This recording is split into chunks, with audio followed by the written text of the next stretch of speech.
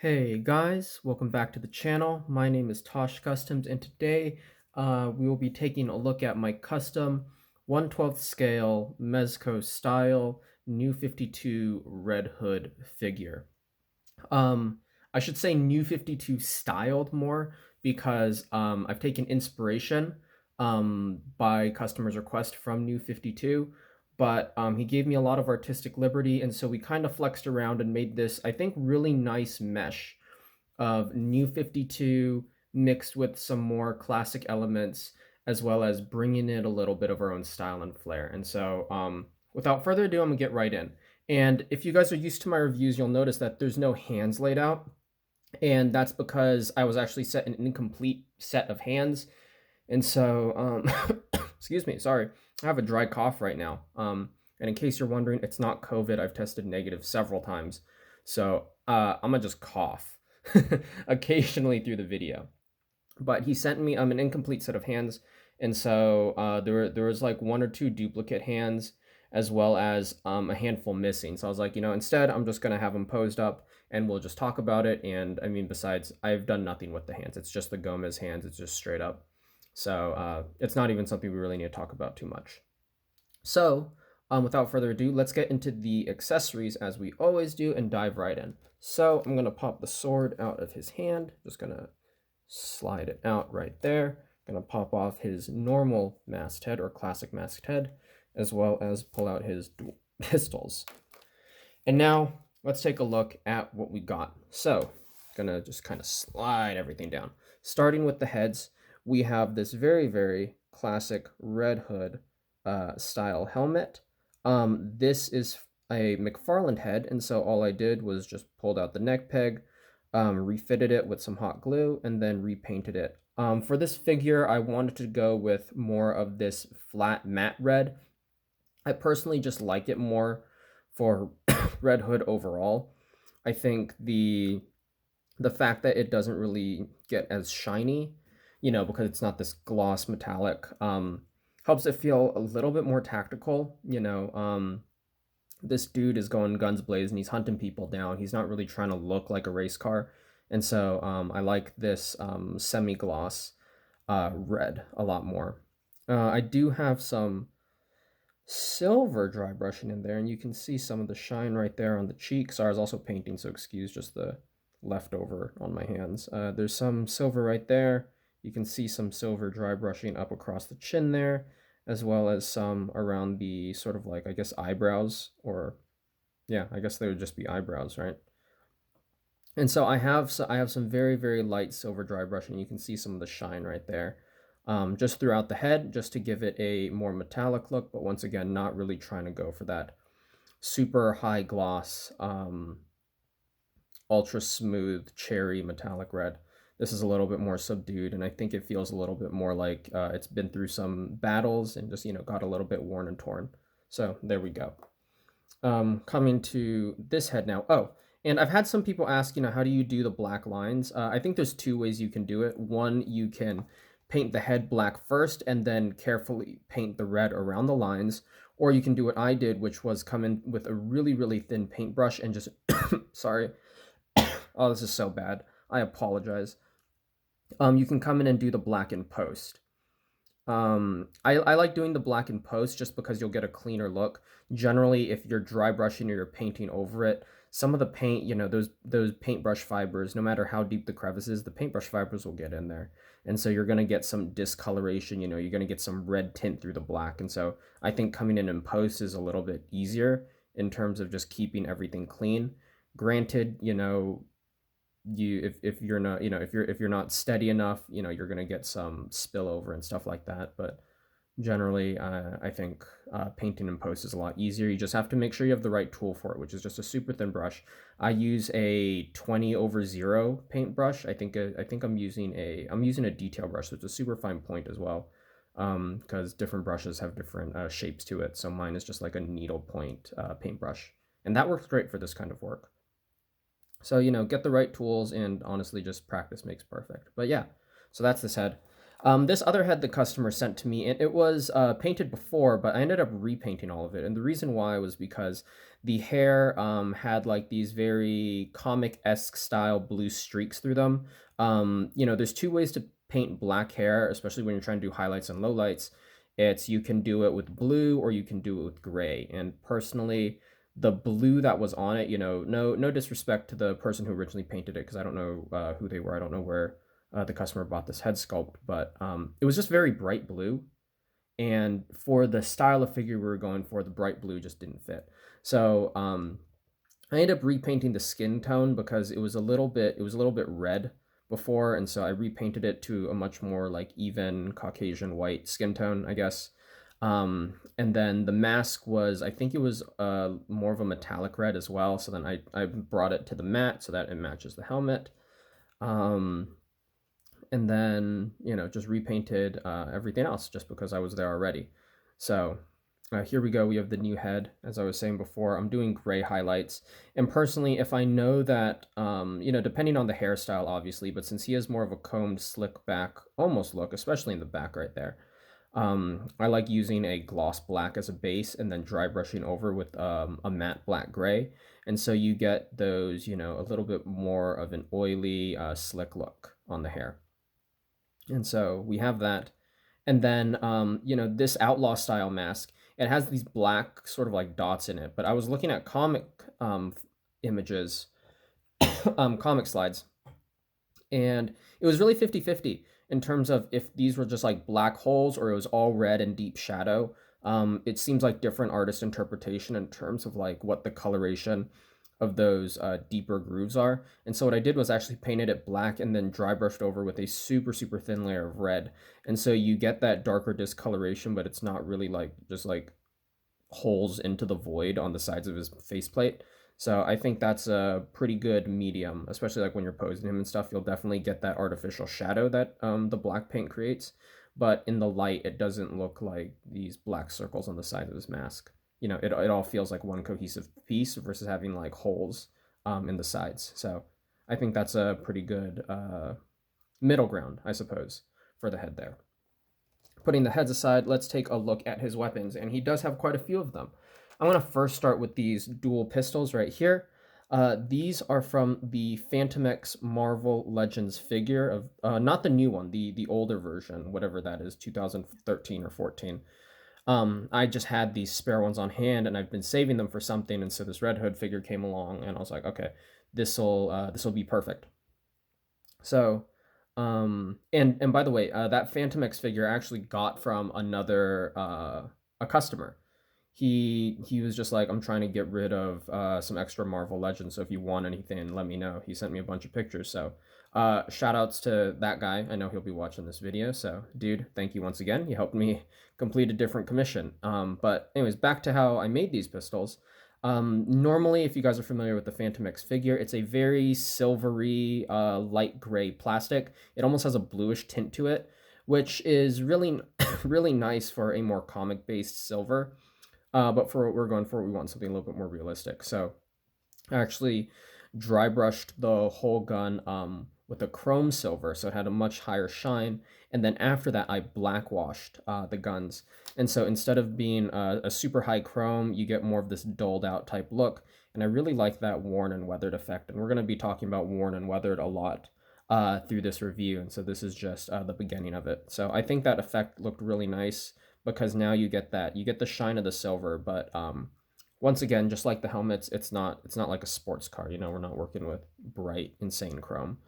So besides that paint job, we also have the laser dot, if the camera will focus. There we go. We have that laser on the front of the pistol, and that's just done in red with some gloss varnish over it. And that's all there is to say about those. I really, really like these. For a while, I was thinking about keeping them the super bright chrome, but as I was weathering and doing some work with the other guns, I was like, these should be a bit more subdued. So here we go. Coming to the sword now, this is from the Ronin/Hawkeye MCU figure, and the customer sent me this, and Red Hood has been seen using swords before, and honestly, the paint job was great. There wasn't really anything I wanted to do with it. I try not to paint grips and stuff because his hands get put on it, and slid in and out, your paint's just going to rub. That's just the natural progression of things. I don't think there's any customizer who's figured out how to preserve grips, especially for extended posing and switching in and out. Been able to keep it from paint rub. But what I did do was I did more of a gray wash. It's like a black gray through the cracks of the sword because there was a lot of details, and just because of the silver painted plastic, a lot of that detail was lost, and so dropped some of it in there. So once again, it looks a little weathered, a little grimy. You get some really nice black lines running through the sword now, and so he's been dueling it out, falling in the mud, rolling around. It's picked up a little grime in the cracks, but still a great looking shiny blade. So I think that's pretty cool. I like it more, at least just because you can see the details. The grime might not be for everyone, but I think it really does pick out those really, really fine lines that are in the sword there that you really wouldn't be able to appreciate as much beforehand. So just something I thought was cool. He also sent me a batarang. Excuse me. Jeez. Batarang, but since it's for Red Hood, why not repaint it like Red Hood? This is from a McFarlane Arkham Batman figure. I don't know which Arkham game it's from. I want to say Origins. This looks like an Origins Batarang, but it's probably not right. That's just guesswork on my part. But it was this just sort of matte black, semi gunmetal type plastic. It was looking pretty plain. So I came through and dry brushed it with some chrome silver, get some nice weathering on there, as well as dry brushing along the edges there, and so you get that highlight along those, I guess, bat wings. Dry brushed the little center disc as well, and then painted and glossed in a red bat symbol because it's Red Hood. So if he's using one of these big chunky batarangs, he's got to leave his signature. We have to know who threw it. So there we go. Coming over to the rifle now. This is, I believe, from the Stealth Gomez figure, just because it is painted with the gloss black on the grip and in some of the other barrel areas. I didn't have to do much with this, and I do like the gloss black. Normally, I would probably apply gloss black on my own, but since Mezco did it for me, saved me a little bit of labor.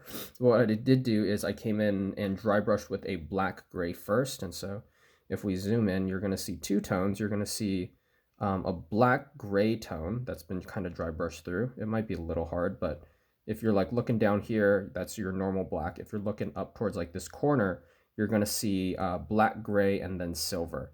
And so there's two tone there. So we're going with a black gray dry brush to kind of weather and add some scratches to it, and then we're coming through with a lighter silver dry brush throughout the whole gun to get those sharp edges where the metal has been really scraped. And so that two-tone weathering has been done throughout the gun. I especially like up here. You can see all those nice angles, all those nice little edges with the silver on it. If the camera focuses, man, it's so bad today. But yeah, really, really liking how this gun turned out. Mezco already painted the bullets inside, so I didn't need to do that, and it's a very pretty brass color. So there we go. Yeah. Oh, the other thing, I painted the sight in with red, so you got some nice gloss red on both sides. Same thing as the batarang and the dual pistols. And then finally, probably my favorite accessory, unfortunately has no storage on him, but his custom pistol right here.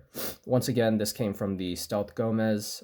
Everything on it is pretty standard. That gloss grip, I dry brushed a little bit of matte black gray on it, just to kind of pick out the details a little bit more.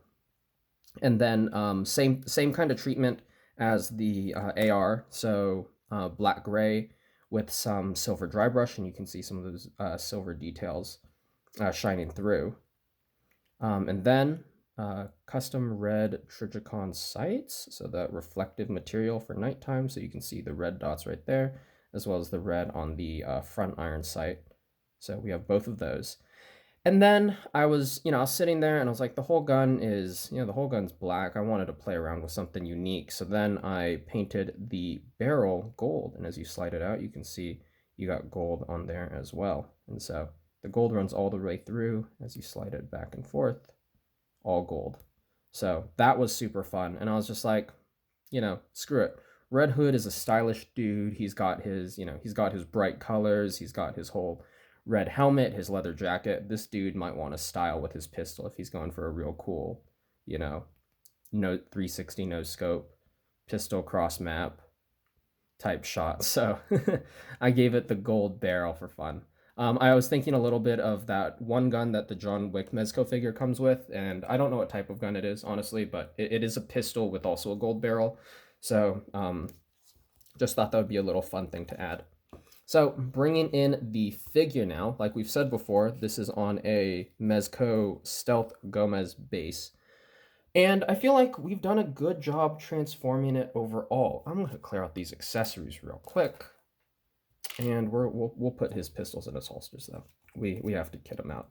Obviously, guys. So we'll put both in, and for the sake of it, let me grab a trigger finger. Switch this hand out. Put a trigger finger in.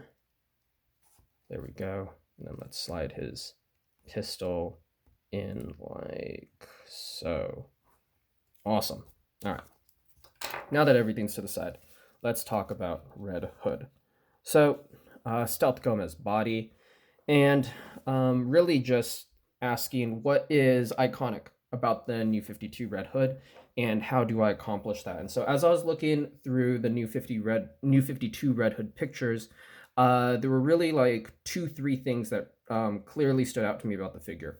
One was the cropped leather jacket. A lot of Red Hoods have like a more normal length jacket that comes down to the belt, or at least that's what I was feeling. But I was looking at like the DC Direct figure, I was looking at comic slides, and I was like, he has a very cropped jacket. Like it only reaches a little bit past halfway down on his torso. It doesn't reach the belt at all.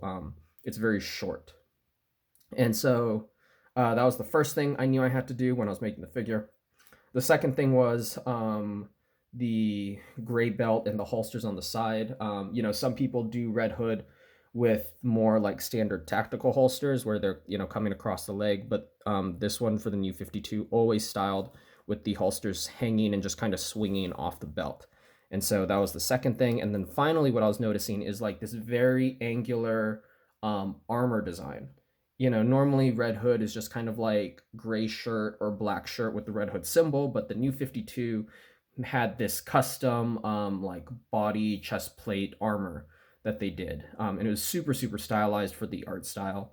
And so I knew I had to kind of replicate that in some way while still trying to preserve the articulation. I hate putting on chest armor and losing out on a lot of the movement of the figure.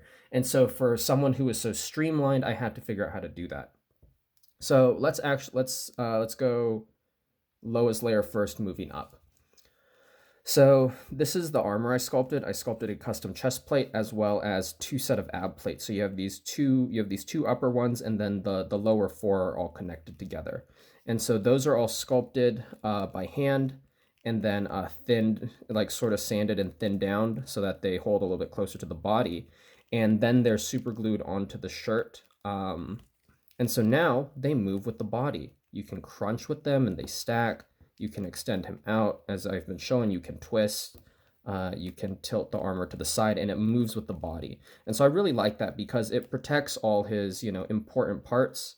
He's covering his lungs. He's covering all his little, all our soft goopy bits that get hurt that get really hurt when we get shot at, as everyone can relate to.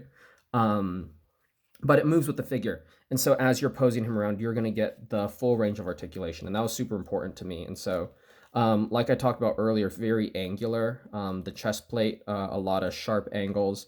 The abs, a lot of sharp angles. Something I was noticing about the ab armor was that it's sort of, in New 52, it kind of aims up. It doesn't do that classic V down, but it sort of works against the grain by aiming up in that way.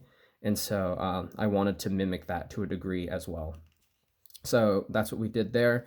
It's painted in an Angelus leather gray. It's just sort of a light gray. And then what I did was I did a black wash over it so that you get some, the imperfections, the lower and higher airs in the suit that I just couldn't fully sand out. start to take on some of that deeper black, and that adds a nice almost randomness to the weathering in that way. It's just sort of getting water stains, just getting grime on it. And certain things just get stuck in certain places than others, and that's just the way it is. Nothing gets weathered evenly. If you think about shoes or boots, it's sporadic. And so kind of mimicking that in the armor, and then afterwards came through and did a light dry brush with some gunmetal, and so you get some metallic sheen in there as well.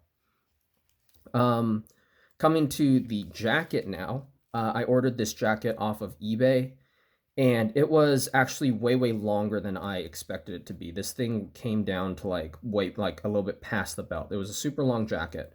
Thankfully we're planning on cropping it anyways. So I measured it out and then just cut across through through that zipper area and just looped it all the way around the jacket. And then after that, what I did was I took the trench coat like waist tie that comes in the soft goods, the Mezco soft goods set. I forget what it's called off the top. The stitch and something set. I took that waist tie and I glued it to the jacket. And the nice part is this waist tie is wired, and so it allows you to kind of bend and set the jacket in the poses you want to. So instead of having a fully soft jacket, this allows you to kind of add some drama to the look of the jacket there. And so after that, the jacket was a much lighter gray, so this got custom painted. So I painted it all black first, and then did leather brown over that. And then I did weathering. And so as you can see, there's actually 2 tones of brown here in the cracks. And let me see if I can get the camera to focus a little bit more. There we go. As you can see in the cracks, you have this deeper glossy brown, and on the uppers of these wrinkles and stuff, you're seeing more of a matte brown. And so this 2-tone is, I was looking at how leather ages, and your cracks and your creases and your wrinkles tend to be a little bit of a flatter and a little bit of a lighter color, whereas your more unworn parts still keep more of that glossy leather look. So I wanted to mimic that. So as you can see, even around the back, the crease where the stitching is a little bit more, has some of that flat brown dry brushing on it.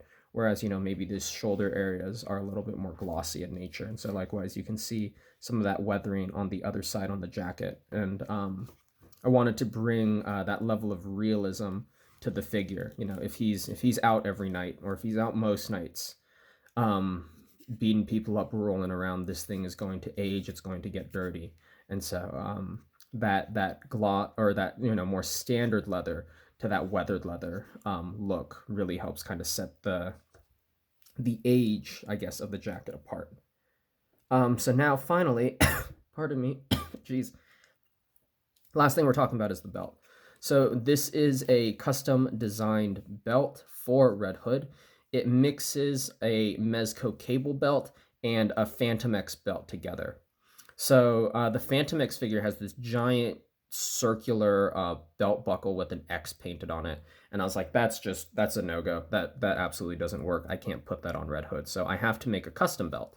So this belt is actually a bunch of separate pieces glued down to the waist, glued around the waist. And the reason why I chose to do it like that is the Mezco Gomez body, the suit and pants are sewn together, so everything's going to move in unison. So unlike some Marvel Legends where maybe I'd want to keep it separate, one, I don't have to deal with paint rub because it's all cloth, so no hard plastic is going to be scraping up against hard plastic.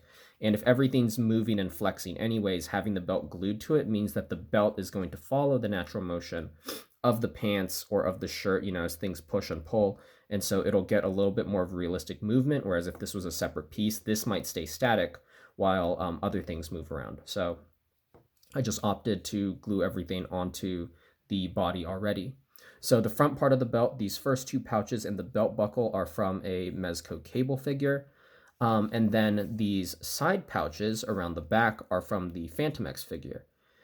I think they look like they fit together pretty well. I think it turned out great. All of them were painted with Angelus leather black, and then dry brushed in Angelus leather gray. And then obviously for the buckle, we have some nice bright chrome silver. as well as some black line detailing through the center of that buckle. The holsters from the Phantom X figure are connected to the belt as well, and so the holsters just stayed. So it was just a matter of measuring it out properly so that they were both staying or like positioned at the sides of the legs. And then what I was noticing was when I was originally making the figure, when I didn't have the pistol holsters glued down originally, and so the leg would move up and the holster would just hang there. And logically, yeah, that works. But if you're posing it, if he's in motion, if he's moving, if he's running, those pistol holsters are going to be swinging around.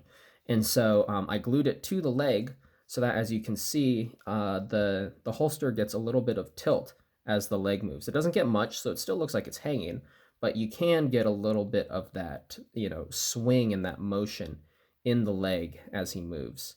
And so gluing those down really helps with the dynamic movement and look of Red Hood, along with the wired jacket. So if he's running, you can flare the jacket out here and maybe, bend this one in a little bit more.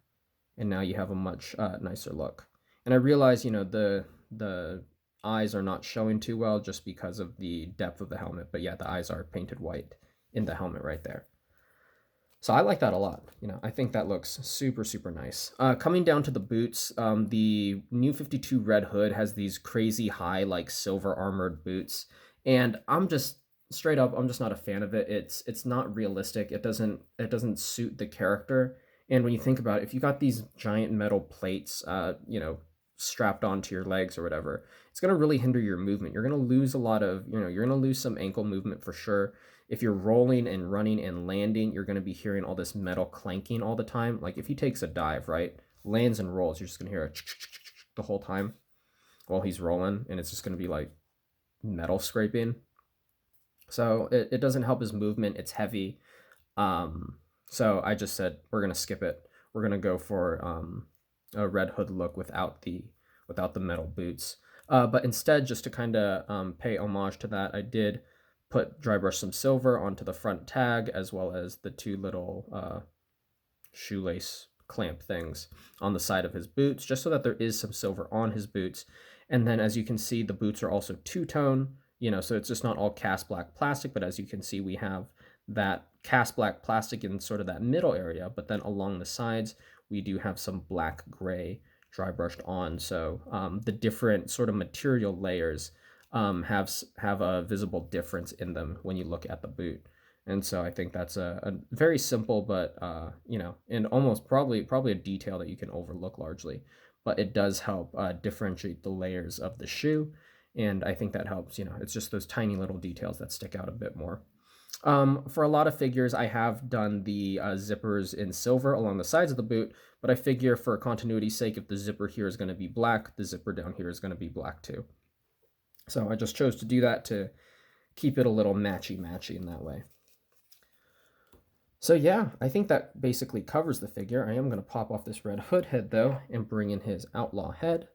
And since he has the outlaw head on, maybe we'll give him his sword as well, because I think the outlaw Red Hood is known for his katana and crowbar largely. But, obviously no crowbar for this guy, but hey, we can style him with a katana. So yeah, let's pose him up here, and then closing remarks, I suppose. See, that's pretty tight. I dig that. So yeah, thank you all for watching the review. I think this was a super fun character to make. I'll be honest, I get a ton of Red Hood requests. And this one was unique. I've never, kind of done a more classic New 52-esque Red Hood. And I say classic just because, this is not a fully New 52 figure. But, once again, New 52 style, pulling inspiration from that comic, that Crisis series era. So I really, really enjoyed it. I'm glad I was able to take quite a few artistic liberties with this guy, and I think it turns out to be a nice mesh, a nice blending of the two styles. And I hope you guys, oh geez, no, not right now. Excuse me. And I hope you guys like it as well. I apologize for the dry cough. I really don't know what's causing it. It might be allergies just because it's spring, but yeah, just going through it right now. But hopefully it wasn't too distracting from the art. And I hope you guys liked watching this review. If you found anything interesting, or if you learned anything cool, or just if you want to drop a comment of a critique, just hop in the comment section. Be in there, go crazy, go wild. And yeah, I appreciate all the support you give. Please drop a like and a subscribe as well. And if you want to see more of my work in progress photos and what I'm doing in, I guess, more real time, check out my Instagram page. It's Tosh_customs. There's a link in the about section on the channel page as well. So if you want a direct link there, that's where you can find it. And to those followers and subscribers who have been consistent, I'm sorry I haven't posted a review or a legitimate figure reveal in like 2 weeks. I've been very busy with school, but I've finally finished this commission, and so I think we're back in business. So yeah, I love you all, and I will catch you next time. Take care.